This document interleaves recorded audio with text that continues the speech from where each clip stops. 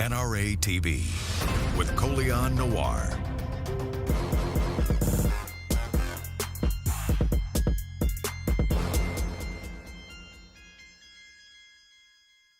What's going on, folks, and welcome to another episode of Seeing Live. I'm Coleon Noir, and as always, I'm living a pew life. And I'm supposed to have joining me live today a dearly and good friend of mine, Eric, but apparently we're dealing with, there he goes. Is there? I'm here. Never mind, I lie. Rick Ector is there.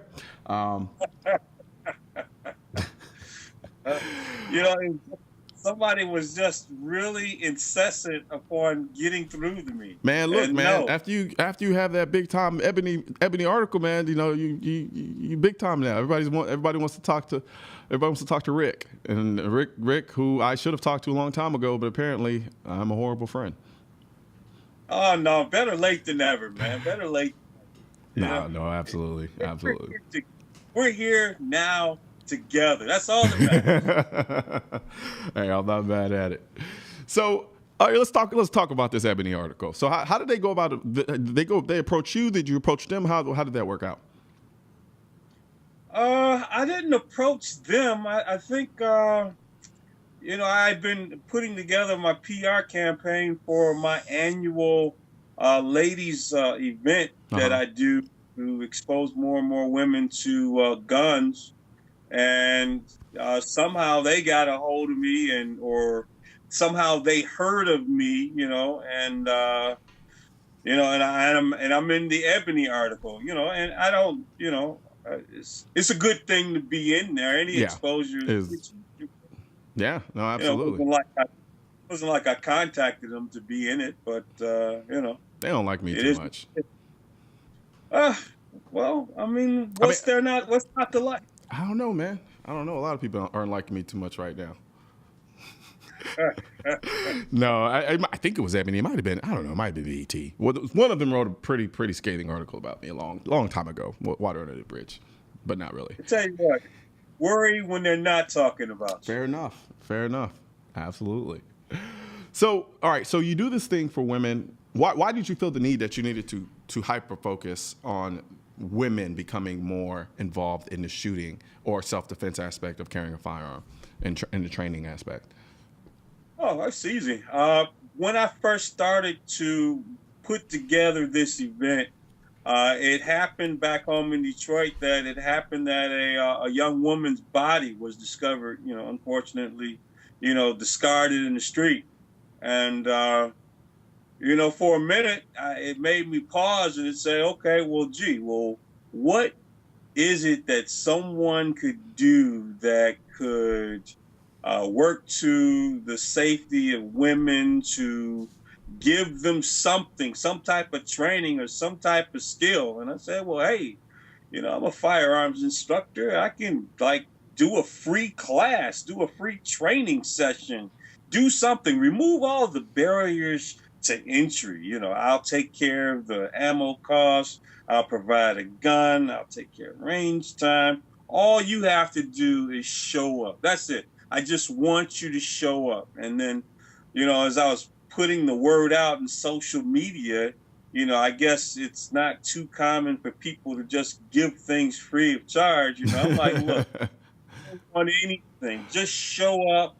And if you find that you like it, and if you find that it's something that is now within the realm of doable for you, then we can talk about a class and maybe getting a concealed pistol license.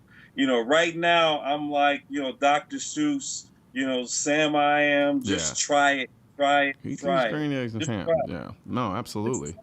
So what typically tends to be the most women's apprehension when it comes to training with a firearm and just getting more involved with the idea of firearms that you've noticed from your experience? I just think it's just a lack of pertinent knowledge and information about what's involved, and for a lot of women, there doesn't seem to be a reliable source of information that they can consult. Gotcha. You do a lot of, myth busting when you talk people about guns and that type of thing. And then when you actually get them in a place, in a range, and you're bringing out a gun and you teach them fundamental firearm safety, and you're going through the mechanics of safely operating the firearm, and then once they get over the thrill and the rush of the actual first discharge, and they're like, hey, I really like this. I enjoy it. This Yeah. is fun. Why didn't I do this before? And I'm like, well, gee, I don't know, but you're doing it now. And we're having a great time at it. And, a great deal of them go on to get concealed carry licenses, and many of them go on to buy guns. And really, when you're talking about an environment in which it's dangerous for women, particularly in a lot of our large urban areas, Yeah. it gives them another tool. Maybe it's not for everyone, but for those who it does work for, great. Now I've removed a lot of the reasons why women typically don't explore firearm ownership. But when you look at the stats now, nationally telling us now Yeah. that women are gravitating towards guns like never before, and there's this great discovery by minority women now, particularly Black women in guns. It's something that I've been personally working toward here in my own personal armament tour in Metro Detroit, Yeah. to see that happens. So what do you think is the catalyst for this kind of sudden onslaught of Black women getting involved in shooting? Well, we know that we have some issues in urban America, and it's not for lack of trying by certain people to solve those problems, but a lot of our problems are, man, they are complex, and they're not as simple as a lot of people would have you think. But when you look at the problem of personal protection and self-defense, well, that if you really narrow that down to a really manageable problem, how to defend yourself against an unjustified attack or criminal attack or a home invasion, well, there's a couple of solutions that immediately present themselves, and it becomes incumbent upon one becoming familiar with guns, becoming familiar with the local laws in your municipality, and finding a credible resource of information to consult and get it done. No, absolutely, absolutely. Now, with respect to that, I mean, you're out in Detroit, and you're pretty familiar with the basically the kind of complex issues that result from living in a metropolitan urban environment, and considering the way some of things are in Detroit now. What at this point, I feel like there are a lot of stories as of late coming out of Detroit of people using firearms to protect themselves. Is that something that is specifically unique to? Did I just say New York, or I said Detroit, right?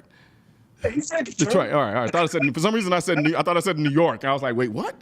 My third brain kind of kicked in. I was like, what are you talking about? But do you think that some of the unique circumstances in Detroit are the reason for that, or is it just a complete misnomer altogether? And I'm just imagining this kind of uptick in a number of stories I'm seeing coming from Detroit with people utilizing their firearms to defend themselves. No, there's a consistent, steady flow of stories that leave Metro Detroit and actually get legs and go regional and national in terms of people here locally using firearms for self-defense and personal protection. I mean, it's a phenomenon, I guess, but we've had shall issue here since what was it 2001, so yeah. We've had for a few years now, and more people have gravitated to shall issue and getting a concealed pistol license. We don't have a lot of the interesting qualifications that existed at one point in time. Now how's that for euphemism? Yeah.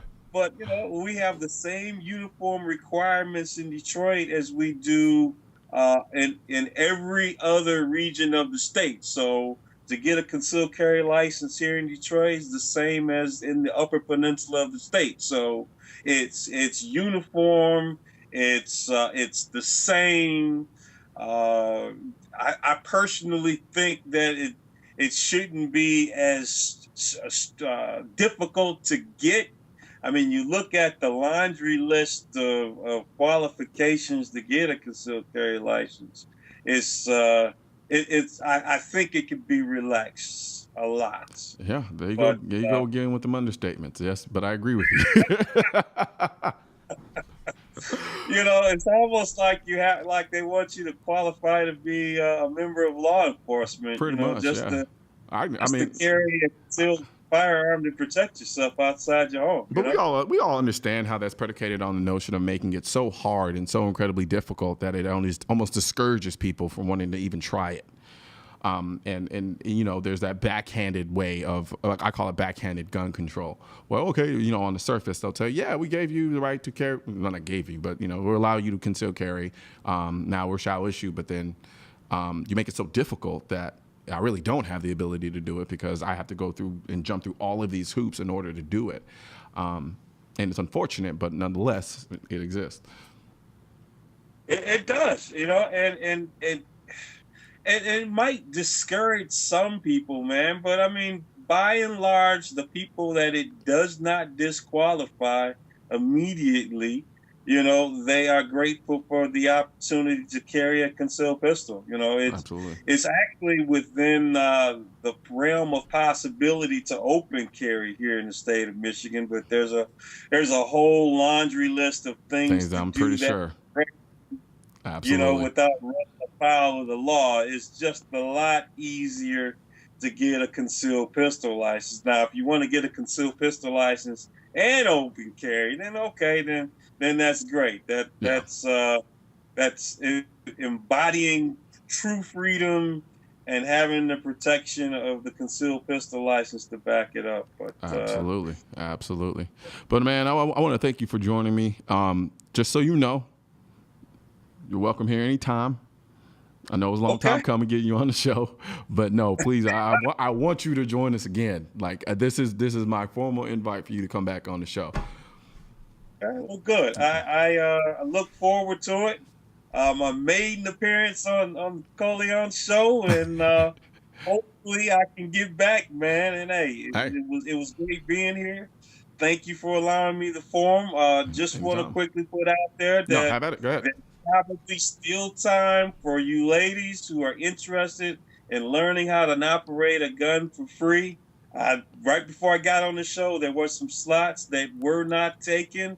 By all means, go to my Facebook page, Rick Ector, Rick's Firearm Academy of Detroit, and sign up. Absolutely. Well, you heard the man, so y'all go ahead and get that taken care of and get out there and learn some firearm instruction from the man himself, Rick Ector. But thanks a lot for joining us, man. Absolutely, man. You have a good one. All right. We're gonna talk about how Uncle Sam is encouraging some people to shoot when we come back from this break.